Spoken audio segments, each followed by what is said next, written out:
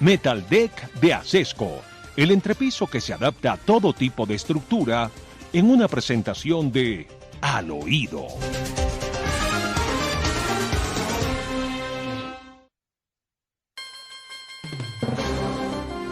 Aquí pasa cosas en Colombia de gravedad extrema de mar, a la que la gente no le da la gravedad que debiera tener. Me refiero a lo que está pasando en Cerro Bravo. Cerro Bravo es un punto de la carretera que va del Fresno al Páramo de Letras y por donde va el oleoducto, el gasoducto de Mariquita al occidente del país. Y resulta que de pronto aparece una cosa rarísima que nadie descarta se trate de un atentado terrorista, o lo han descartado. No se sabe. Lo que dicen es que no fue el volcán, que es que hay un volcán ahí, el volcán de Cerro Bravo, y que ese volcán puede estar activo y que puede estar causando problemas en la temperatura del gasoducto, pero que pueden ser también obra de personas. ¿Será un sabotaje? Un sabotaje que tiene a millones de personas en el occidente sin gas natural. ¿No le parece, Demar, muy curiosa la situación, fuera de enormemente grave para la carencia de gas en el occidente del país?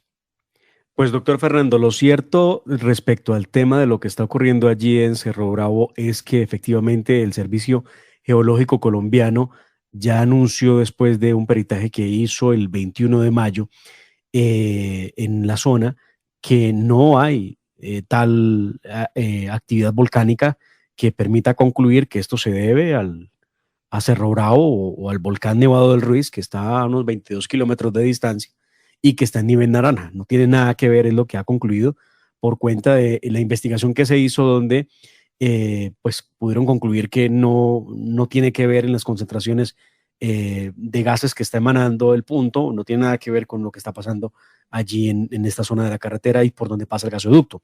Lo cierto, doctor Fernando, es que se registran altas temperaturas, entre los 600 y 700 grados centígrados. No hay indicador que estas temperaturas, como la salida de los gases, tengan relación con el volcán, es lo que ha dicho la entidad. Lo mismo también se inspeccionó alrededor para poder pues descartar cualquier situación, y lo curioso es que sigue habiendo temperaturas altísimas que impiden, por supuesto, que pueda ponerse en funcionamiento el sistema de entrega de gas. Por ahora no se descarta que esto sería mucho más grave todavía, como usted lo anticipa, que esto tenga que ver con manos criminales. Yo no sé a quién se le pudo haber ocurrido atentar y de esa manera, doctor Fernando, contra la infraestructura, o si lo intentaron y realmente lo que ocurrió fue que quedó esto en una especie de calma y se ha prendido el fuego subterráneo y no ha podido ser, o sea, no se ha podido lograr que se apague, pero además es muy grande, es extensivo, es grande el lugar donde se está presentando el fenómeno y pues la afectación es clara. La gente en Manizales, ayer había filas enormes de gente buscando gas para poder cocinar.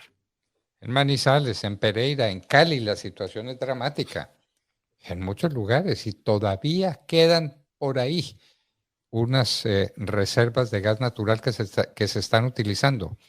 A la vuelta de 1 o 2 días no va a haber nada de gas en el occidente colombiano.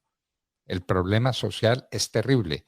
La gente comprando fogones eléctricos donde puede comprarlos, se están agotando. Se están agotando, claro. La gente tiene que cocinar y no tiene con qué cocinar. Y los taxistas no tienen con qué nutrir sus tanques, porque gran parte de los taxis en el occidente del país se mueven con gas natural.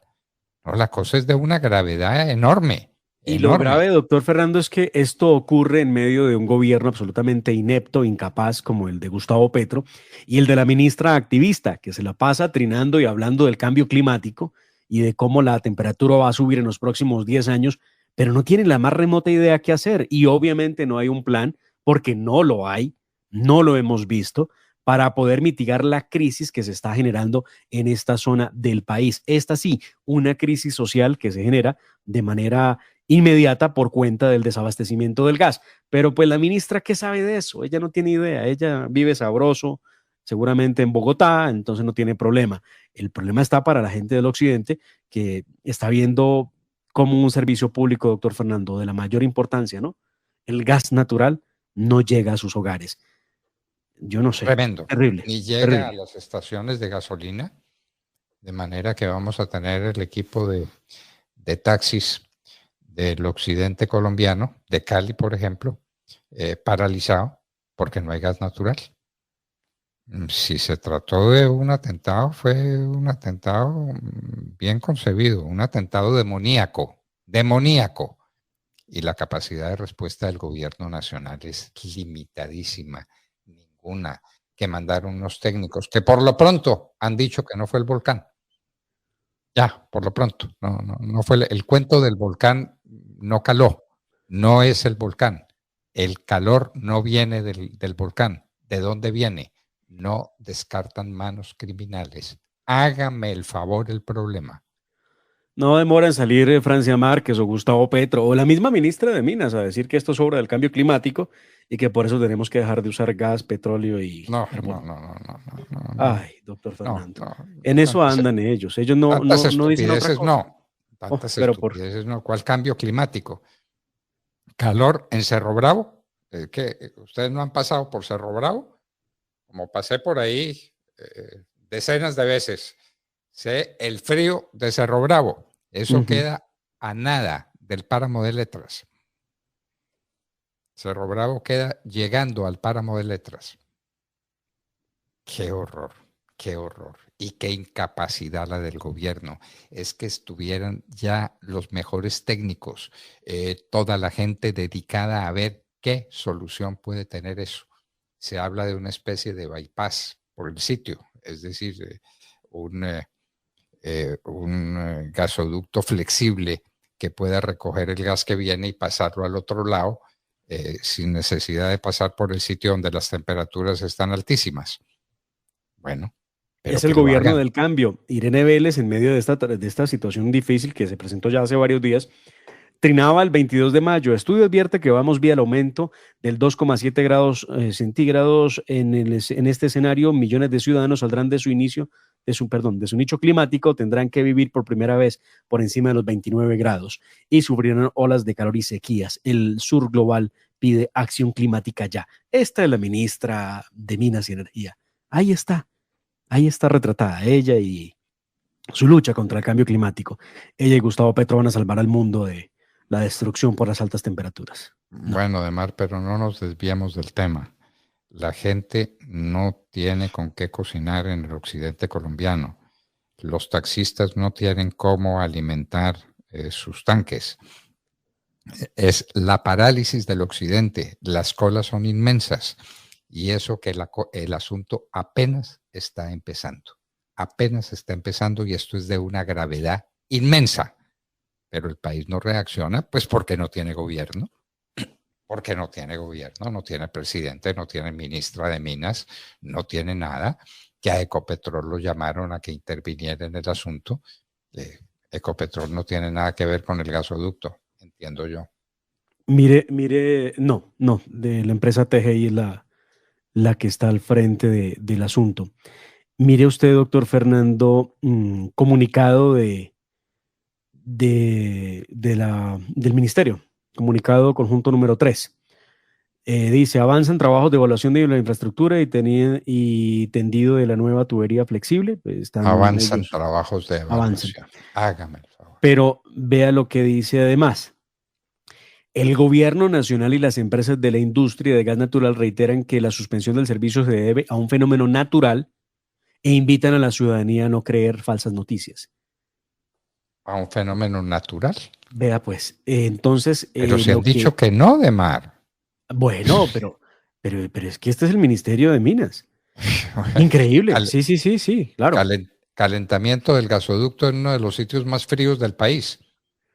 Estos no se leyeron el informe que entregó el Servicio Geológico Colombiano, donde dijeron que no era un fenómeno natural. No se lo leyeron. No es un volcán. No es obra de ningún volcán. Entonces, que es una obra natural y que no hay que creer en falsas noticias. Pues, que están diciendo, entonces manos criminales. ¿Qué es lo que hay?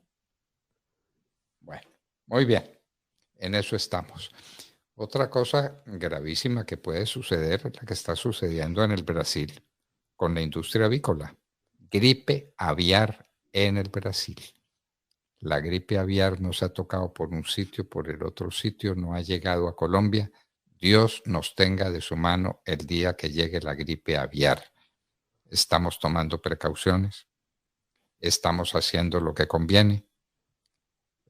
No olvide pues que salimos de la ministra de Agricultura, entonces ahora ¿quién está manejando el tema avícola en Colombia? Cuidado con la gripe aviar que puede ser sencillamente calamitoso. Bueno, Yo no además, creo que la nueva ministra tenga idea de qué es un pollo y cómo funciona en la cría de pollos. No tengo, no. Ella sabe de tierra, según he visto y he leído, pero de temas agrícolas, doctor Fernando, pero muy poco.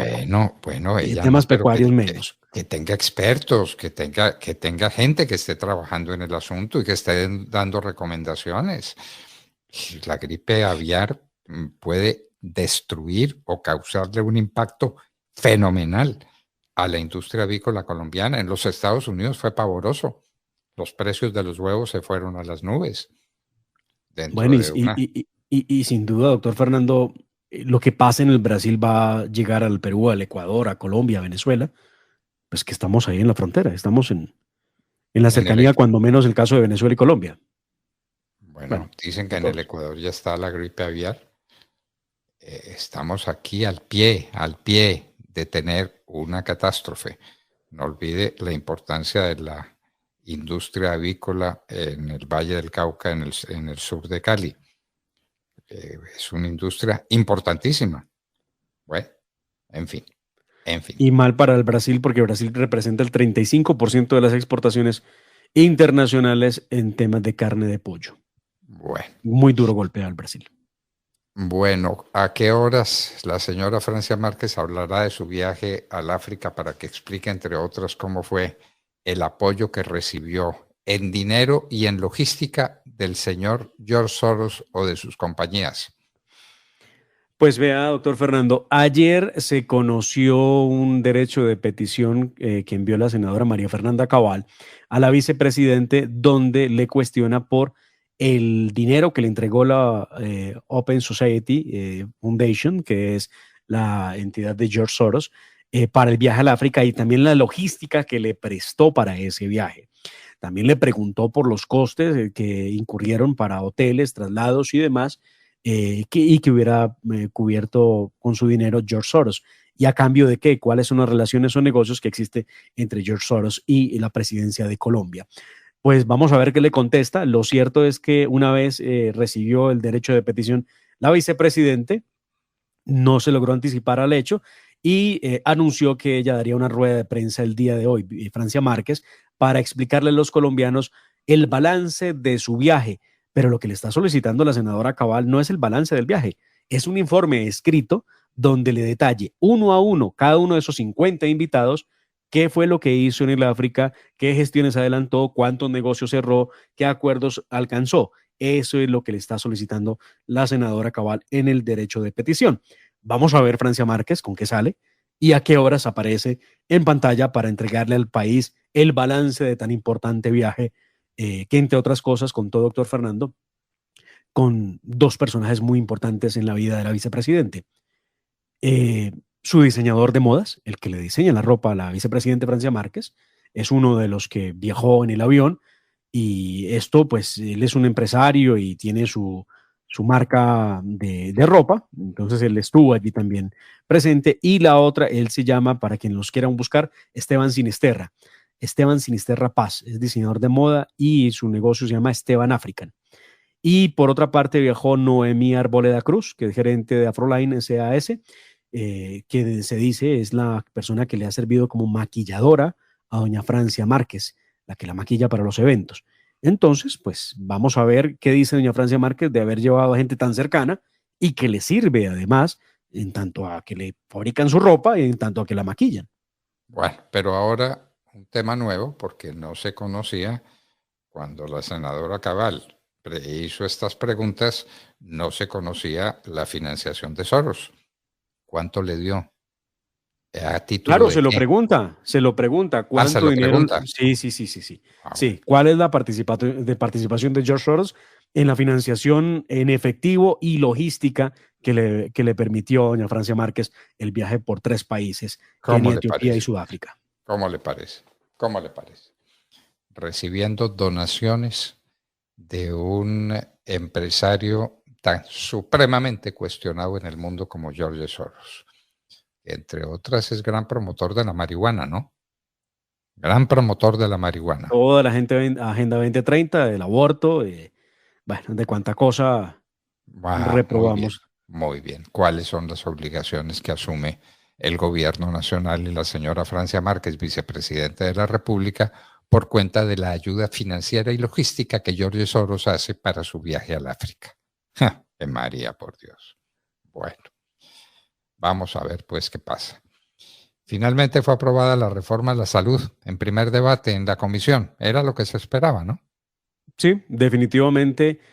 Este cuento de los partidos, del partido de la U y del partido conservador y del partido liberal, quedó en eso, en un cuento, porque efectivamente vienen apoyando la reforma y ayer celebraban, y entre otros, el que celebraba y que definitivamente le importa un poco, muy poco que se respete la separación de poderes, es el mismo presidente Gustavo Petro, que salió, por supuesto, a celebrar la gran gesta de la reforma a la salud y su aprobación en primer debate en la comisión. Escribió lo siguiente: ha sido aprobada la reforma a la salud en la comisión, arduo trabajo, profundo el debate, sobre todo profundo. Mucho más profundo que cuando se aprobó la ley 100. Ay, por Dios. Felicito el trabajo de los y las congresistas. Hubiera escrito de les congresistas y con eso no tiene que utilizar los artículos las y los. Felicitaba a Gustavo Petro, a los que aprobaron semejante adefesio, que acaba, por supuesto, con el sistema de EPS, como hoy lo conocemos, que le entrega el dinero a las entidades territoriales para que lo administren los políticos y que, para quienes se lo preguntan, sí acaba con los planes complementarios también. Esa es el gran triunfo de la izquierda hoy en Colombia, acabar con la reforma a la salud por ahora en primer debate. Muy bien, de manera pues que tenemos esa situación. Lo del Nicaragua parece que no lo ha tratado nadie, ¿no? Que Rusia va a armar a Nicaragua, eso no nos preocupa. No, porque el gobierno ha de ser amigo de Nicaragua, así que pues, Sí, claro, claro. no le interesa el tema. Que no importa cómo se va a armar Nicaragua, cómo la va a armar Rusia, con qué clase de armamento estratégico y para combatir a quién, para pelear con quién. Es la gran Claro. pregunta. Y ahora lo que tenemos es que, vea, doctor Fernando, obviamente la relación que sí existe entre Colombia, Venezuela, Cuba, no deja por fuera a Nicaragua. Nicaragua que tiene especiales razones para estar muy cerca de Colombia, sobre todo por cuenta del pleito que tenemos con ellos ante la Corte Internacional de Justicia. Ave María, por Dios. Bueno, la gente no puede olvidar y no olvidará jamás lo que fue el asesinato por parte de las FARC de estos 4 niñitos que lograron escaparse, habían sido reclutados, es decir, robados, es decir, secuestrados de sus hogares. Y después de secuestrados de sus hogares, los niños se lograron escapar para volver a sus casas. Las FARC los buscó, los persiguió y los asesinó a sangre fría a 4 muchachitos. Y no importa, ¿no? No importa. Apenas una noticia periodística. Y no pasa nada. Y entonces adelante con las negociaciones con las FARC. Y Petro dijo en primer momento que interrumpía esas conversaciones, pero inmediatamente después dijo que las conversaciones eran importantísimas. En eso estamos. ¡Qué horror! Pues eso sirvió, la muerte de los 4 niños sirvió de excusa para que Gustavo Petro y su comisionado de paz, Danilo Rueda, le enviaron una carta muy amorosa al terrorista Iván Mordisco, al que califican de señor, y con el que pretenden iniciar negociaciones de paz cuanto antes, una mesa de negociación para que estos hechos no sigan ocurriendo. No hay derecho, definitivamente. Demar, ¿con qué argumento la juez desestimó los argumentos de la Fiscalía para precluir el proceso penal contra el presidente Álvaro Uribe Vélez?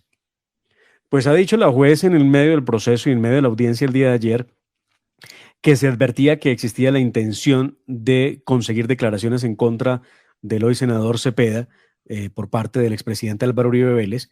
Ella dice que pues, la comunicación pública que trajo la Fiscalía General y que repitió en todos los hechos jurídicamente relevantes así lo indican. Pero además también dice que todo lo manifestado le permite a su despacho concluir que, contrario a lo aseverado por el señor fiscal, quien ha pedido la preclusión del caso, sí existen elementos materiales probatorios, evidencia física, información legalmente obtenida que permite afirmar con probabilidad de verdad que la conducta delictiva descrita de soborno en actuación penal sí existió y que el expresidente Uribe puede tener condición de partícipe. Es lo que ha dicho la ¿Soborno señora. en actuación penal? Sí, señor. Recuerde que esto tiene que ver con el abogado Cadena también, a quien está en medio del proceso también. Por eso, pero el presidente le habría pagado a quién para conseguir una prueba. El presidente está averiguando o no puede averiguar. Nosotros averiguamos cosas como periodistas. Cualquiera tiene el derecho a averiguar cosas, a preguntar, a enterarse. ¿Cuál es el problema? ¿En dónde está el delito del presidente? Bueno, en todo caso, pues, proceso penal contra el presidente Álvaro Uribe Vélez.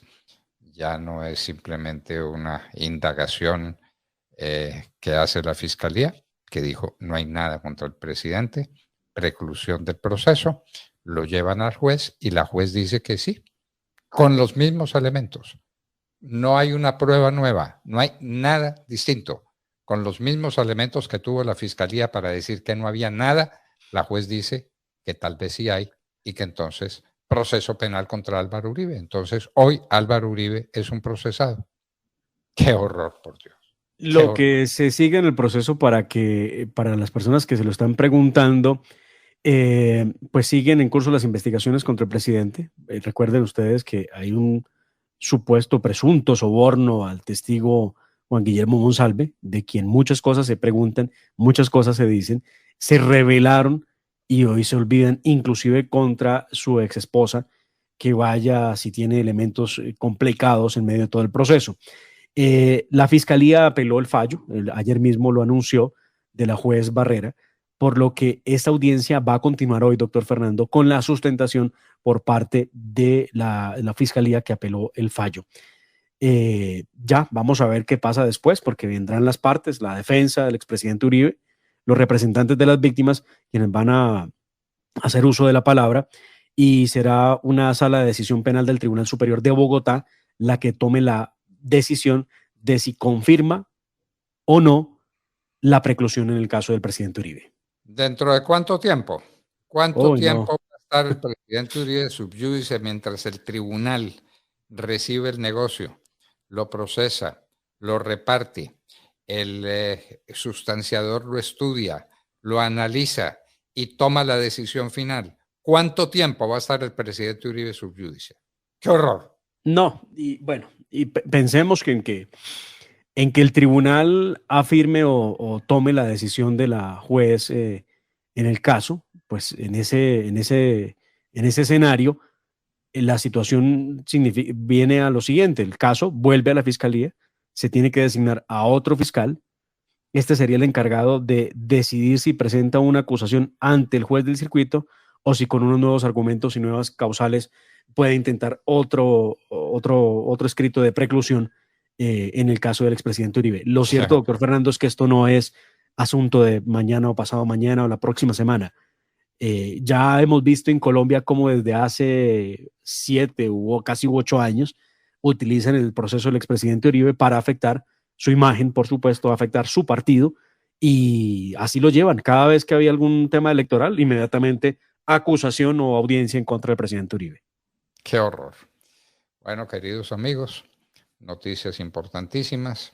El problema con George Soros, el problema con el gasoducto que va de Mariquita al occidente colombiano, el problema del presidente Álvaro Uribe Vélez, problemas por todas partes.